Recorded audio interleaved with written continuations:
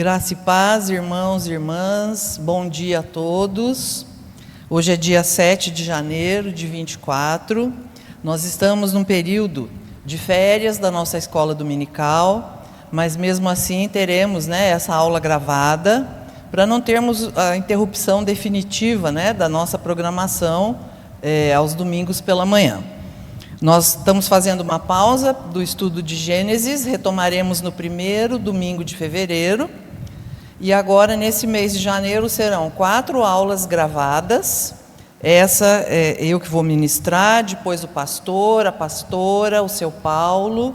Então a cada domingo desse período de férias, nós teremos essa aula gravada, postada no YouTube, para não ficarmos totalmente sem aula então nesse período. Vamos orar antes de nós começarmos mais essa aula. Santo Deus e eterno Pai, louvamos e engrandecemos o Teu nome, Senhor. Te agradecemos, ó Deus, pois chegamos em mais esse ano, Deus, te servindo, te adorando. Chegamos em mais esse ano, Senhor, protegidos e guardados por Ti. Passamos por mais esse ano de 23, Senhor, que mesmo em meio às tribulações, o Senhor esteve conosco, sentimos a Tua presença, Deus, em cada momento das nossas vidas. Abençoa esse mês de janeiro, os nossos irmãos, vários estão irmãos e irmãs, vários estão em férias e com suas famílias, descansando, passeando, e que cada um, Deus, onde estiver, mesmo os que estiverem em casa, os que estiverem trabalhando, que sejam abençoados por Ti, ó Deus, que sintam também em cada momento das suas vidas a Tua presença.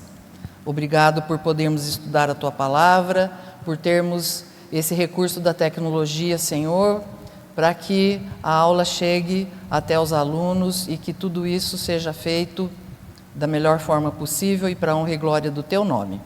Tudo isso te pedimos e te agradecemos em nome e por amor de Jesus. Amém.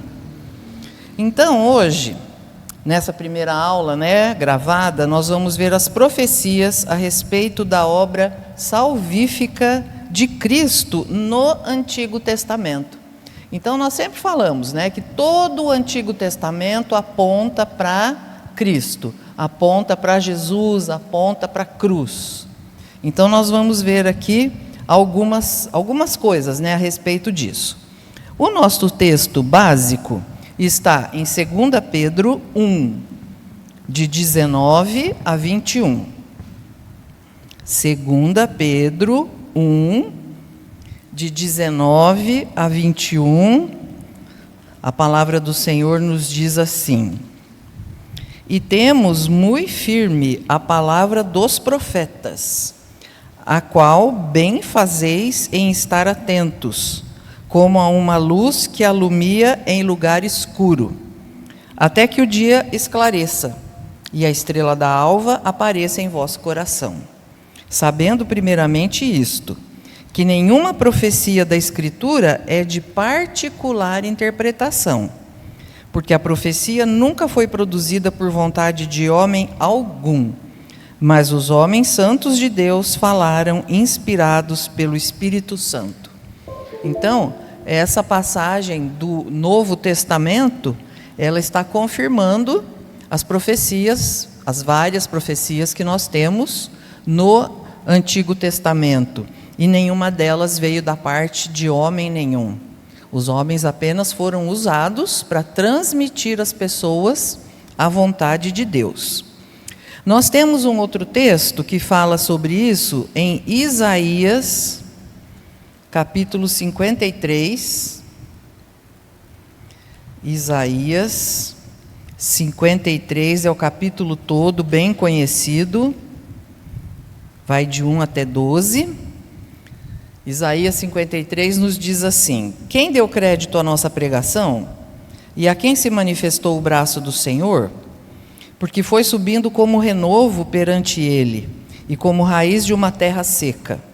Não tinha parecer nem formosura, e olhando nós para ele, nenhuma beleza víamos, para que o desejássemos. Era desprezado e o mais indigno entre os homens, homens de dores, experimentado nos trabalhos, e como um de quem os homens escondiam o rosto, era desprezado, e não fizemos dele caso algum. Verdadeiramente, Ele tomou sobre si as nossas enfermidades e as nossas dores levou sobre si. Nós o reputamos por aflito, ferido de Deus e oprimido. Mas Ele foi ferido pelas nossas transgressões e moído pelas nossas iniquidades. O castigo que nos traz a paz estava sobre Ele, e pelas suas pisaduras fomos sarados. Glórias a Deus por isso. Verso 6. Todos nós andamos desgarrados como ovelhas, cada um se desviava pelo seu caminho, mas o Senhor fez cair sobre ele a iniquidade de todos nós. Ele foi oprimido, mas não abriu a boca. Como um cordeiro foi levado ao matadouro, e como a ovelha muda perante os seus tosqueadores, ele não abriu a boca. Da opressão e do juízo foi tirado. E quem contará o tempo da sua vida? Porquanto foi cortado da terra dos viventes, e pela transgressão do meu povo foi ele atingido. E puseram a sua sepultura com os ímpios e com o rico, na sua morte. Porquanto nunca fez injustiça, nem houve engano na sua boca. Todavia, ao Senhor agradou o moê-lo, fazendo-o enfermar.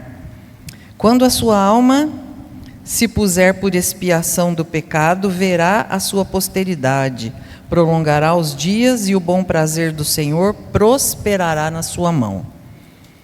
O trabalho da sua alma ele verá e ficará satisfeito.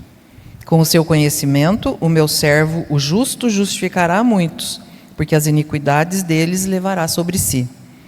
Pelo que lhe darei a parte de muitos, e com os poderosos repartirá ele o despojo, porquanto derramou a sua alma na morte, e foi contado com os transgressores. Mas ele levou sobre si o pecado de muitos, e pelos transgressores intercedeu. Graças a Deus por isso. E temos mais um versículo em Hebreus, aliás são 2 versículos, né? Hebreus 11, de 39 e 40. Hebreus 11 fala sobre a galeria, né, dos heróis da fé. Hebreus 11, 39 e 40 diz assim: Ora, todos estes que obtiveram bom testemunho por sua fé, não obtiveram, contudo, a concretização da promessa, por haver Deus provido coisa superior a nosso respeito, para que eles, sem nós, não fossem aperfeiçoados.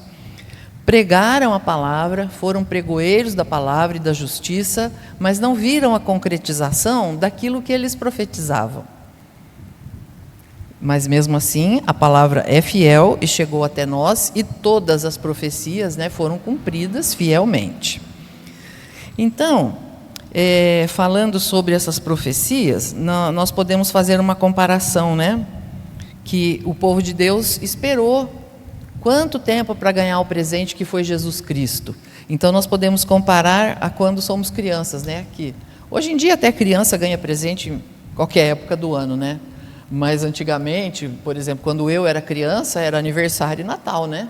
Era a época de ganhar presente. E às vezes era só no Natal. Então a gente esperava ansioso pela chegada desse período, pela chegada do Natal, para podermos ganhar o presente. Então, fazendo essa comparação, nós vamos falar de um período da história, né, no Antigo Testamento, em que as pessoas esperaram por um presente de Deus durante toda a sua vida, né? Morreram sem ver a concretização, a vinda de Jesus. Eles esperaram a salvação, né, que foi o grande presente de Deus. Nós vamos analisar alguns pontos da Escritura e algumas aplicações que elas nos oferecem. Então, as profecias, elas revelam Deus como um agente ativo. Em todo o processo preparatório para oferecer ao homem a salvação, Deus foi o coordenador para lhe dar uma oportunidade, para dar a nós oportunidade de restituir o relacionamento com Deus. Então, é o que eu já falei várias vezes, né?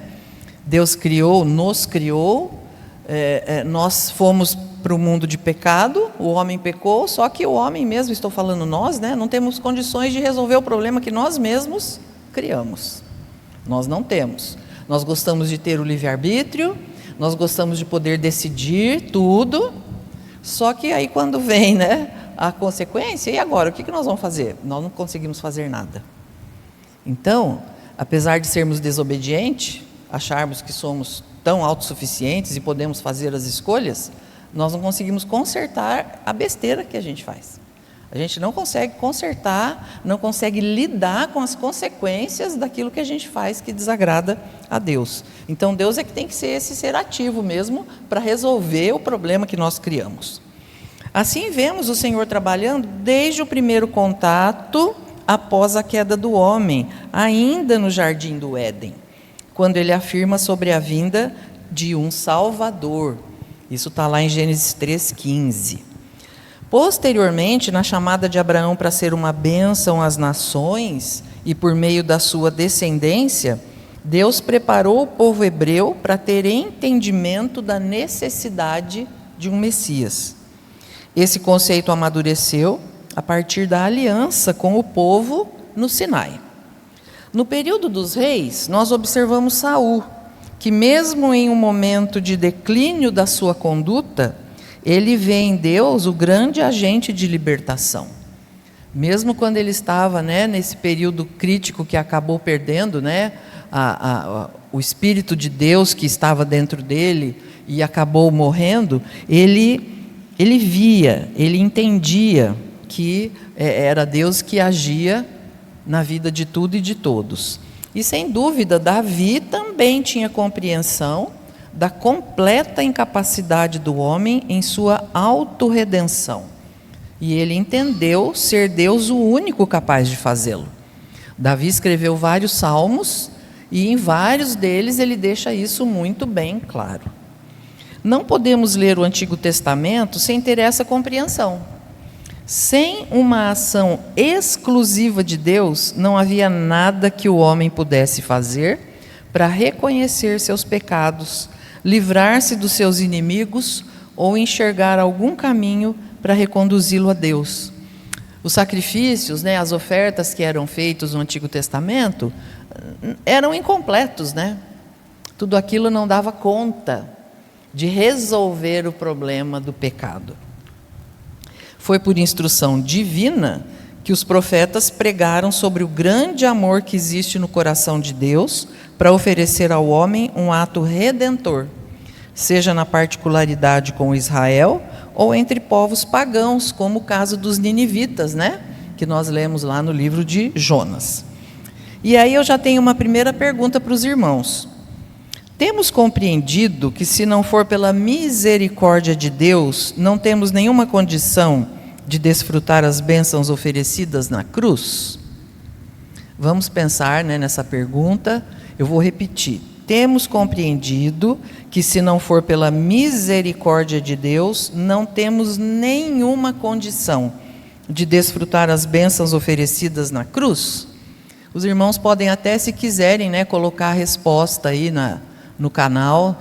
Existe um espaço aí, né, para interação de quem está assistindo a essa aula, a esse vídeo. Se desejar, pode até colocar a resposta. Bem, um segundo ponto é que as profecias também revelam a eficácia da cruz por meio de diversas figuras. Como eu já disse, né, todo o Antigo Testamento aponta para a cruz e para Cristo. Diversos acontecimentos evidenciam então a cruz e foram instrumentos importantes para dar ao homem a compreensão da justiça de Deus e da oportunidade de salvação oferecida por Ele. Então nós temos alguns exemplos. Um deles, a Arca de Noé. A Arca de Noé é uma tipificação de Cristo, da obra salvífica de Cristo. Vemos uma família que acreditou na palavra de Deus e entrou em um abrigo salvador oferecido por Deus. Então, apontando para Cristo, né? Um outro exemplo, a libertação de Israel do Egito, da opressão, da escravidão do Egito. Quando vemos o povo recebendo a providência de Deus para a redenção da escravidão do jugo egípcio. Então, aqui aponta para Jesus também. Quando aceitamos a Cristo, servimos a Ele, seguimos a Ele, nós somos libertos da escravidão do pecado, do jugo do pecado. Um outro exemplo, a obediência de Abraão em ir ao monte Moriá. Quando Deus apresenta uma vida, ou seja, um cordeiro em favor de Isaac. O próprio Isaac, tipificaria Cristo. Deus deu o seu único filho em sacrifício por nós, assim como Abraão estava disposto a fazer também, dar em sacrifício o seu único filho, mas Deus providenciou o cordeiro, para ser morto no lugar de Isaac, e posteriormente, isso apontava para Cristo também, posteriormente nós tivemos o Cordeiro de Deus, que tira o pecado do mundo, como nós lemos em Isaías, foi como ovelha muda ao matadouro perante seus tosqueadores, não abriu a sua boca. Glórias a Deus por isso. E também um outro exemplo, a formação de um povo, faz-nos entender que Deus quer que tenhamos um relacionamento familiar com Ele. Então Ele formou o seu povo, Ele tinha um povo exclusivamente seu, veio para os seus, mas os seus não o receberam, e eu sempre falo, graças a Deus, porque então nós gentios também tivemos acesso a isso. Então nós somos o Israel de Deus de hoje, nós somos o povo de Deus, escolhido por Deus, e também fomos beneficiados, também fomos agraciados pela obra de Cristo. Se nós fizermos uma leitura minuciosa do Antigo Testamento, nós poderemos ver a cruz em muitas outras figuras. Nós estamos estudando, ao longo do ano, o livro de Gênesis, e vamos parar agora na parte da história de José. Então, nós já vimos em várias aulas, José, ele tipifica Cristo também. Em vários aspectos, de várias maneiras, nós podemos traçar um paralelo entre José e Cristo. E aí tem uma outra pergunta para a gente refletir. Nossos olhos estão vendo gestos demonstrados por Deus que revelam o seu amor por nós? Nossos olhos estão vendo gestos demonstrados por Deus que revelam o amor de Deus por nós? Vamos pensar aí, quem quiser pode postar a resposta. Um outro ponto. As profecias também revelam a necessidade de uma aliança definitiva. A aliança estabelecida com Israel no Monte Sinai permitiu que o povo entendesse que conduta deveria ter para um bom relacionamento com Deus. A lei determinava que tipo de sacrifício deveria ser feito em favor daquele cuja comunhão com o Senhor estivesse interrompida. Porém, ninguém podia cumprir a lei integralmente. Isso demonstra a fragilidade da lei. Aí Paulo, lá em Gálatas 3:24, falou sobre isso. Por que nos foi dada a lei?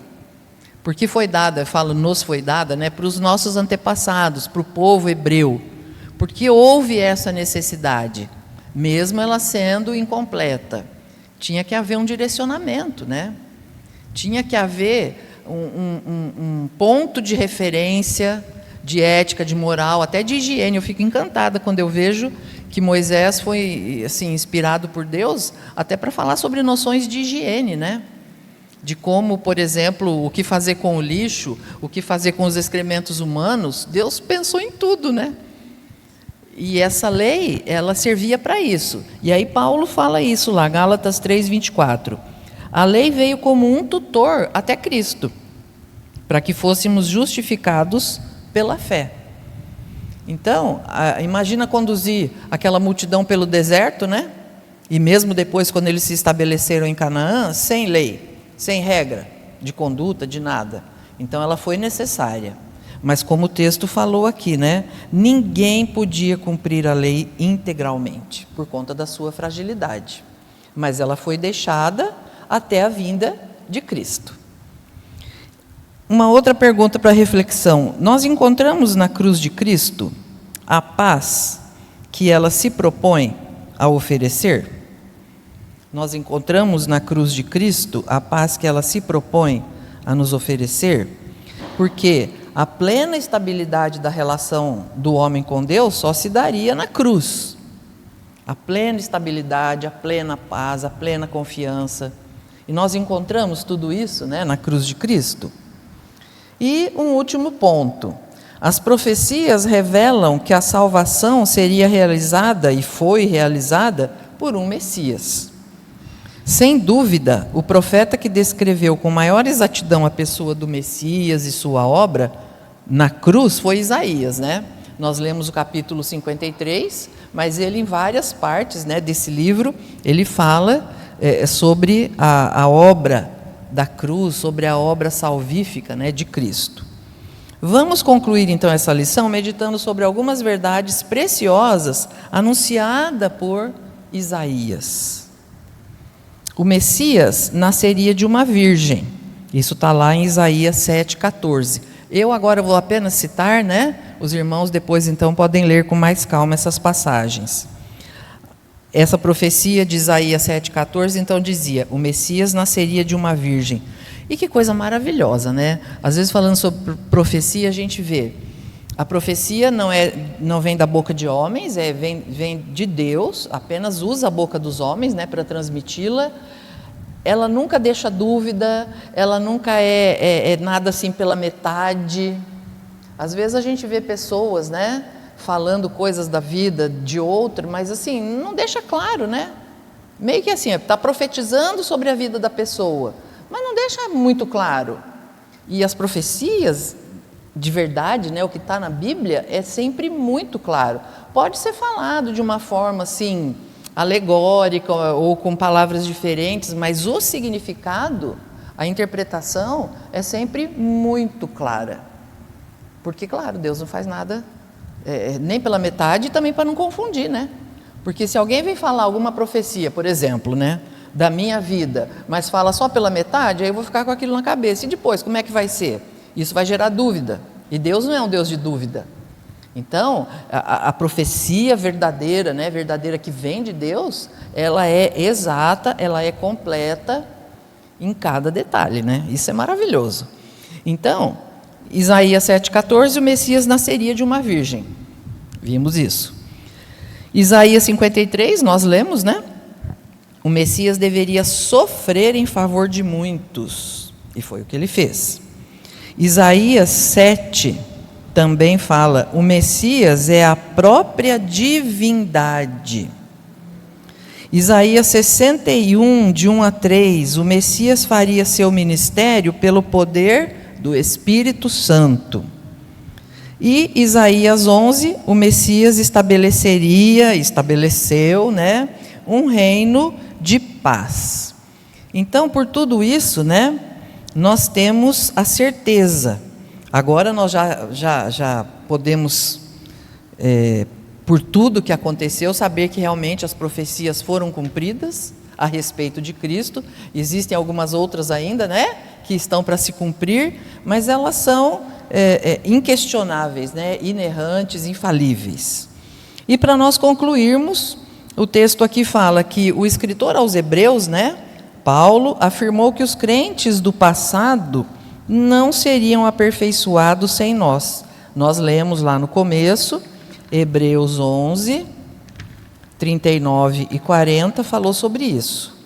E como é bom, né, nós sabermos que Deus cuidou tão detalhadamente da nossa salvação desde o Antigo Testamento.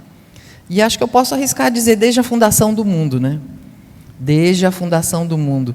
Eu gosto muito de pensar naquela frase quando Deus foi criar o homem, né? Façamos o homem, façamos.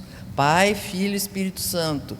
Então, desde aquele momento, o plano de Deus já estava traçado. Desde aquele momento, tudo isso, né, já estava delineado dentro do projeto maravilhoso e perfeito de Deus para o mundo.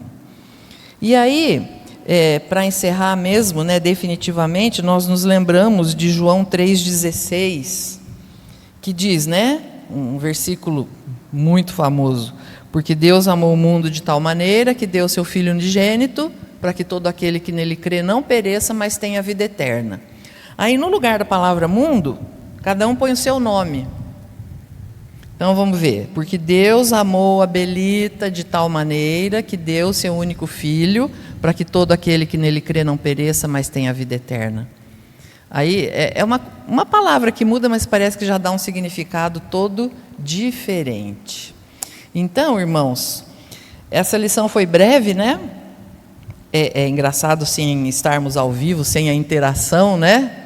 É mais esse monólogo, mas eu espero que os irmãos tenham assim entendido, né? Que meditem sobre essa lição e que a gente possa cada vez mais entender, estudar, interpretar essas profecias apontando para Cristo e chegando, né? Quando estudarmos aí o Novo Testamento, então vermos estudarmos a concretização de tudo isso que foi falado muito tempo antes. É outra coisa que nos dá a certeza, né? Como que alguém pode falar de si próprio a algo que aconteceria depois de 500 anos, 600 anos? E acontecer exatamente. Então é só da parte de Deus mesmo, né? Que essas coisas acontecem.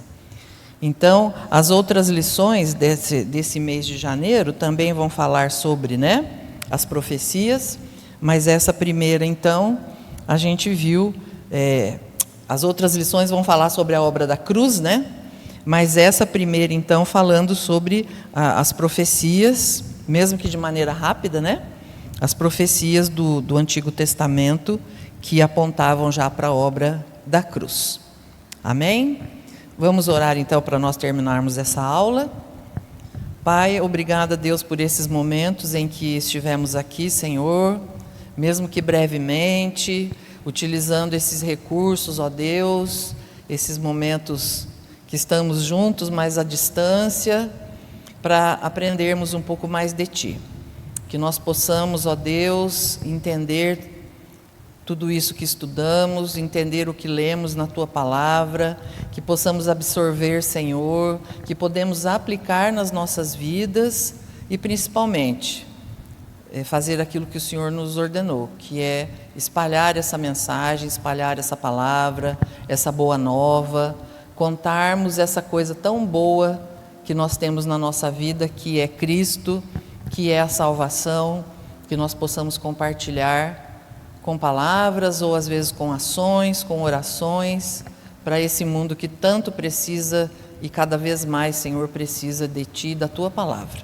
Obrigado, Deus, por essa oportunidade, abençoa cada um de nós, tudo isso nós Te pedimos e Te agradecemos, em nome e por amor de Jesus. Amém. Um bom dia, irmãos, na graça e na paz de Jesus. Um abraço a todos, Deus abençoe.